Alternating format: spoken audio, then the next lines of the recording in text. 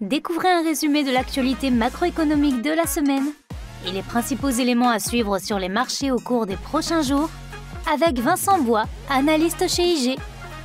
Beaucoup d'événements, des marchés qui tentent donc de rebondir, qui tentent donc le rebond depuis le début de semaine, un début de semaine donc plutôt sur une hausse avant de repartir à la baisse avec des informations notamment venues de Snap sur les perspectives économiques et puis sur la fin de semaine, donc jeudi et vendredi, tentative de rebond sur les marchés, sur différentes informations notamment venues des banques centrales. D'autres informations avec le sommet à Davos ou encore des nouvelles provenant donc de la guerre en Ukraine, des commentaires des banques centrales avec Christine Lagarde ou encore des membres de la Fed. Nous avons eu également des statistiques économiques qui montrent que la récession ou que la baisse de la croissance économique pourrait se poursuivre, ce qui pourrait d'ailleurs être positif sur les marchés et revenir un peu sur cet univers 2020-2021 lorsque les mauvaises nouvelles étaient plutôt positives pour les marchés parce que les banques centrales pourraient de nouveau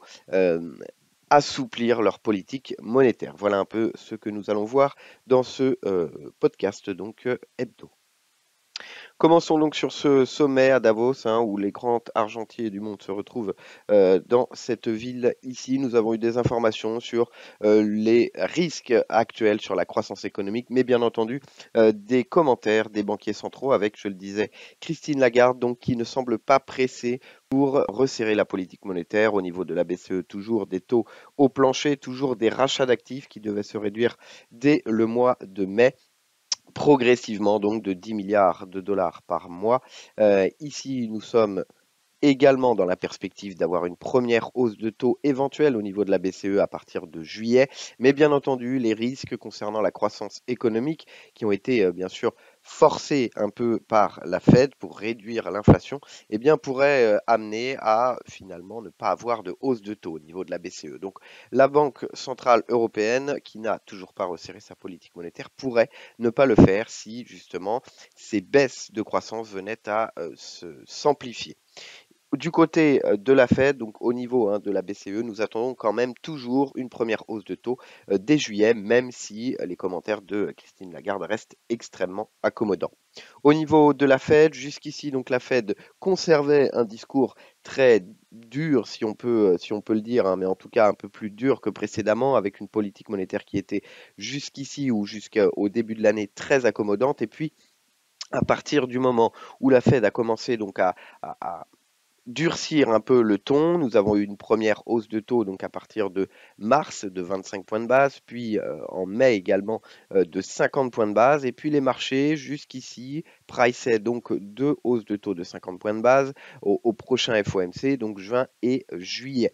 Nous parlions justement d'un possible volte-face de la Fed assez à court terme, mais plutôt d'ici quelques mois. Avec les risques d'inflation, même si l'inflation reste élevée. Donc ici, nous avons eu justement les minutes de la Fed, ce compte-rendu de politique monétaire écrit qui est publié quelques semaines après le FOMC, eh bien, montrait justement que la Fed pourrait faire machine arrière. Cela ouvre une porte, en tout cas, pour faire machine arrière si les risques de récession venaient. Donc, ce volte-face pourrait finalement venir plus tôt que prévu. Les marchés price toujours ou quasiment deux hausses de taux de 50 points de base, mais nous pourrions voir un retour en arrière. Alors les marchés pourraient profiter justement de cette porte ouverte pour rebondir, puisque même s'il y a encore deux hausses de taux à venir dans les prochains mois, eh bien le simple discours, le simple fait d'avoir une porte ouverte sur le retour de la politique monétaire extrêmement accommodante, même si elle reste encore très accommodante avec des taux aussi bas, eh bien cela pourrait permettre le rebond que nous attendions depuis un certain temps maintenant. Les marchés restent en forte baisse. Cette semaine, c'était plutôt une hésitation que nous avons vue sur les marchés financiers, avec en fin de semaine une tentative de rebond importante que nous avons vue notamment jeudi. Donc, voilà ce que nous attendons. Les commentaires maintenant de la Réserve fédérale américaine, prochain FOMC donc qui est prévu début juin, pourrait amener au cours de la conférence justement un discours plus accommodant de Jérôme Powell qui préciserait donc que en cas de ralentissement de l'inflation et de risque de récession plus important, puisque je le rappelle pour le moment, au niveau de la Fed ou des banquiers centraux, il n'y a pas de risque de récession. Rappelons qu'il y a un an ou même quelques mois, il n'y avait pas de risque concernant l'inflation. Mais cela pourrait permettre justement une forte hausse si nous avons ce discours qui se confirme au niveau du président de la Réserve fédérale américaine, donc lors du prochain FOMC. Attention en revanche, les risques sont toujours présents, même si jeudi justement nous avons vu ce phénomène de retour haussier suite à la publication du PIB aux États-Unis. La croissance du PIB donc sur les chiffres préliminaires ont montré une accélération de la baisse. Le précédent était pour le premier trimestre à 1,4% de baisse et nous avons eu 1,5% de baisse, donc qui montre justement que ce ralentissement pourrait se creuser. Je rappelle qu'une récession, en théorie, c'est donc 2 trimestres d'affilée de baisse. Au niveau des États-Unis, le premier trimestre sera probablement quasiment certainement en baisse. Et donc, cela pourrait amener justement à ce retour haussier, non pas sur des bonnes perspectives économiques, mais au contraire sur une baisse de la croissance et donc un retour de la politique monétaire encore plus accommodante. Actuellement, nous sommes toujours dans ce resserrement monétaire. Nous attendrons une confirmation ou non d'une perspective de ce volte-face qui sera donc début juin. D'autres risques, bien entendu, provenant de Chine notamment, même si les marchés, de la même façon en fin de semaine, ont continué ou ont tenté de rebondir. On l'a vu notamment sur Alibaba, qui est sur des ratios extrêmement bas, avec un niveau également extrêmement bas de plusieurs années, retour haussier de 14% donc, durant la séance de jeudi. Mais il y a donc des risques concernant l'économie. On en parlait précédemment avec la politique de 0 cas face au Covid, les restrictions, les confinements qui amènent d'ailleurs certaines sociétés à avoir certaines précautions quant aux perspectives et même Apple qui voit certains de ses sous-traitants qui ont des difficultés à produire. Et donc la production d'iPhone ou d'autres produits pourrait être difficile ici. On l'a vu d'ailleurs au travers de certains investisseurs qui étaient donc qui vendaient Apple, qui étaient plutôt short donc sur Apple du fait justement de ces problèmes d'approvisionnement. La Chine, les grandes banques américaines ont donc baissé leurs perspectives de croissance. Je rappelle que le parti en Chine voit une croissance de 5,5% pour 2022. Et puis les derniers chiffres montraient donc une croissance du PIB au premier trimestre de 4,8%. Du côté des banques américaines, qui avaient donc une perspective au-delà des 4% jusqu'ici, ont baissé pour certaines jusqu'à 3% seulement de croissance en 2022. Les interventions donc de la PBOC ou du parti en Chine ont permis justement de ne pas voir accélérer la chute et au contraire d'avoir justement un ralentissement de cette baisse. Mais étant donné que les restrictions, les confinements se poursuivent en Chine, eh bien les interventions pour le moment ne sont pas efficaces.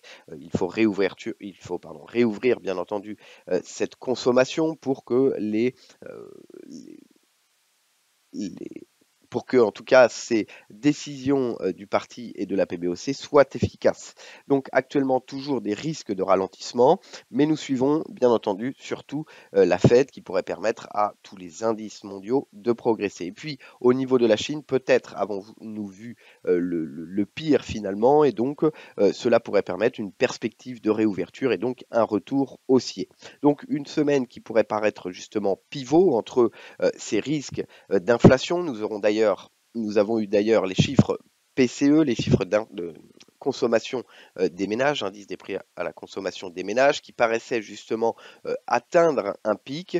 Et si de l'autre côté, nous avons des risques concernant la croissance économique, eh bien cela pourrait permettre justement d'ouvrir un peu plus cette porte sur le ralentissement du resserrement de la politique monétaire. Ce que suivent, bien entendu, principalement les marchés financiers, c'est l'évolution de la politique monétaire. Et donc, un ralentissement pourrait permettre d'accentuer cette hausse que nous avons vue sur la fin de semaine sur les marchés financiers. Attention toutefois donc aux statistiques économiques que nous avons vues donc aux États-Unis. En Europe, les PMI manufacturiers de services semblaient se maintenir, hormis peut-être au Royaume-Uni où le creusement a été un peu plus important.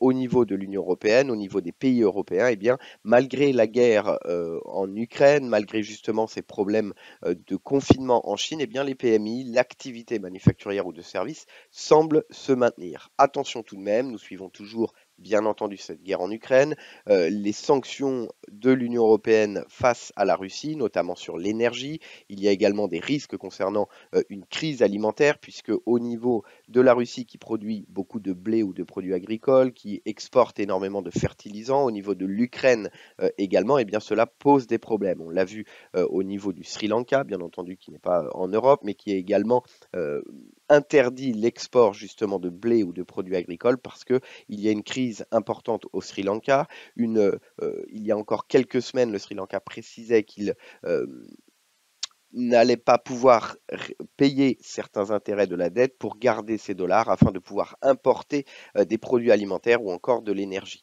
La Chine a d'ailleurs proposé un prêt au Sri Lanka pour pouvoir subvenir justement à ses besoins. Mais c'est un exportateur également important de blé. Et donc il y a des crises, d'autres risques qui viennent sur les marchés. Une nouvelle fois, si nous revenons sur le schéma de 2020-2021, ces risques pourraient être très positifs pour les marchés financiers du fait de la modification de politique monétaire. Donc, au-delà, Poutine donc précisait en fin de semaine qu'il était prêt à débloquer justement l'exportation de fertilisants ou encore de matières premières alimentaires ou agricoles s'il y avait une réduction des sanctions.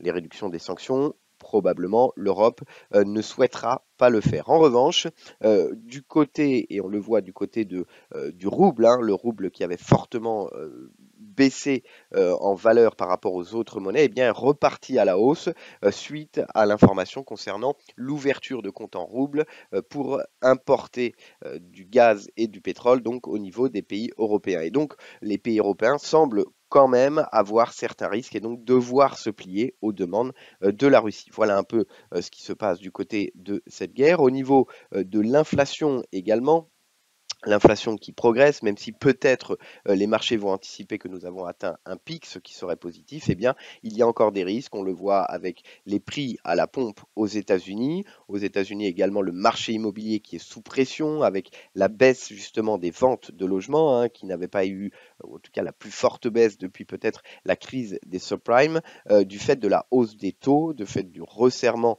de l'obtention des crédits, pourrait amener à un risque sur le marché immobilier également. Jusqu'ici, le marché immobilier se tient malgré la hausse des taux parce que il y a une offre qui est extrêmement limitée. Mais attention à ce risque de la forte hausse des taux qui pourrait amener justement à une crise également sur le marché immobilier. On le voit aux États-Unis, mais on l'a vu également en Chine. N'oublions pas Evergrande ou d'autres promoteurs immobiliers qui subissent beaucoup de pression ici. Voilà un peu donc ce que suivent les marchés concernant donc l'inflation, bien entendu. Est-ce que nous avons atteint un pic concernant le volte-face éventuel qui pourrait finalement venir plus tôt que prévu au niveau de la Fed? Et puis, bien entendu, ce que nous suivrons, c'est la croissance économique en Chine. Cette politique 0 cas de Covid, si elle se poursuit avec de nouvelles restrictions, pourrait amener à plus de risques, davantage de risques. Et puis, bien entendu, les décisions de l'Union européenne concernant les demandes de Vladimir Poutine, ou en tout cas concernant cette baisse des sanctions pour essayer de résoudre cette crise alimentaire qui pourrait s'aggraver. Voilà ce que nous suivons sur les marchés. La semaine prochaine, beaucoup de choses, toujours sur la politique monétaire, toujours sur l'activité, notamment en Chine, mais également donc l'activité en Europe. Encore merci de nous avoir écoutés. Bon trade et bon week-end avec IG.